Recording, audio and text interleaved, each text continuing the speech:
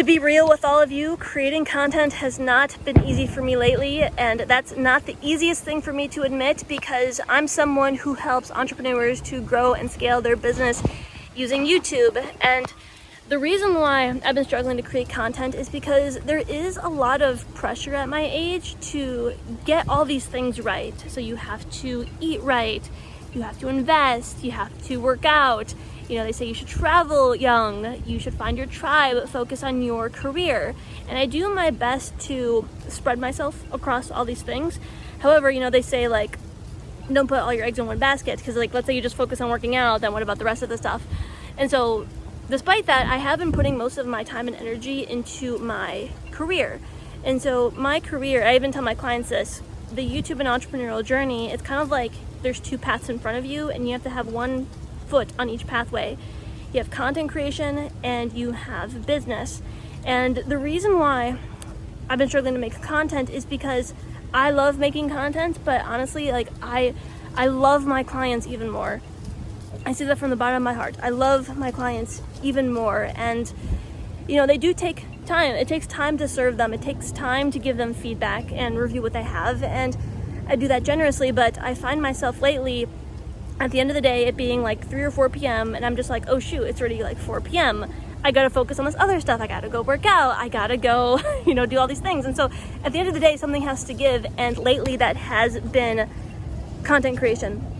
And so I am also a little bit hesitant to create content because the more content I create, the more interest I get for my business. So it's kind of like I'm at this crossroads, but I am fixing this. So I found a really good solution. So I recently hired a team of 3, and so they're helping me with the back end stuff.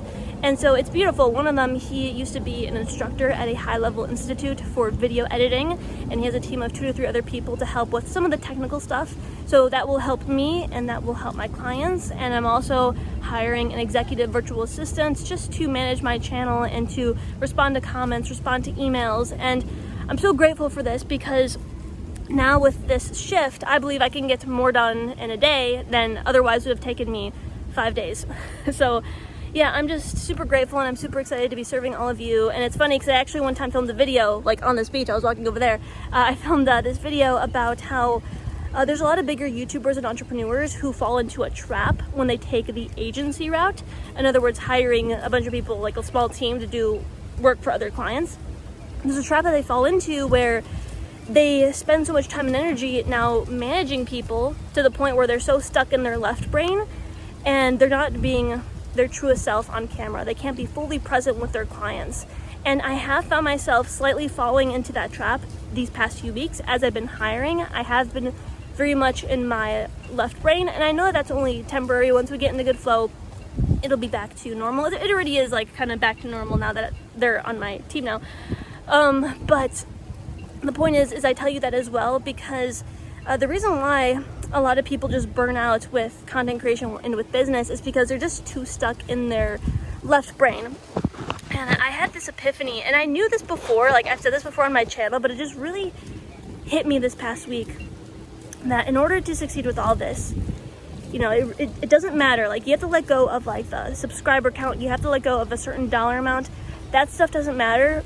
What truly matters is that you start being more of who you really are. By the way, sorry if it's windy, I forgot my clip-on microphone. But that's what really matters, is being more of who you really are. And when you do that, then the money will be a byproduct of that. But if you're attached to that at the forefront, it won't come at all. And so you have to give value, you have to give and give and give without expecting anything in return. And I actually did that this past week. I over-delivered for my clients. I over-delivered for my potential clients. Was I 100% perfect? No, but I did my best. I absolutely did my best. And I wasn't even expecting to earn anything, but I earned more than I thought I would have, and I'm grateful for that. And that's really important. And this past week, I was doing my best to be myself, and I realized lately, have I been mostly in left brain delivery mode? I have been, and I haven't been 100% myself because of that. And so what I actually did a couple days ago was that I reconnected with my right brain and my heart. I really took the time to do that, and I actually got really emotional with myself. Like, I usually don't get emotional, but I really did get emotional because, you on this channel, I'm always telling you about the successes I had, not from a place of ego, but because I genuinely want to inspire you, about these internships I've done, about who I got mentored by. But, I just took a second to be, yes, I was proud of that, but I was more so like proud of how far I've come, because, and I've healed from this stuff, but there's stuff in the past that I went through. I went through shit in the past. And again, I'm healed from that, and that's probably why I don't talk about it as much, but I had to go through a lot. I mean, I went from being teased, being ostracized at school and my family, to now leading like a group Zoom of very conscious experts who are on a mission for good. That one really got me emotional the other day. What's another one? I went from having a single mom who was extremely anxious about paying the bills, she wasn't making a lot of money, to now investing in myself. She's going to be coming next month for Mother's Day, and I'm going to be spoiling her. I get to do that because I have the money, I have the resources to do that, and I want to do that. I want to pay it back. And I also went from not feeling like I was worthy, always feeling like I'd be alone, to having the most perfect partner ever. And again, I'm not saying that stuff to brag, but I just want you to know that, like, wherever you came from, you can get much further. And I'm still not perfectly on like a heaven island. It looks like I'm on heaven island right now. But no, there's still struggles that I'm experiencing.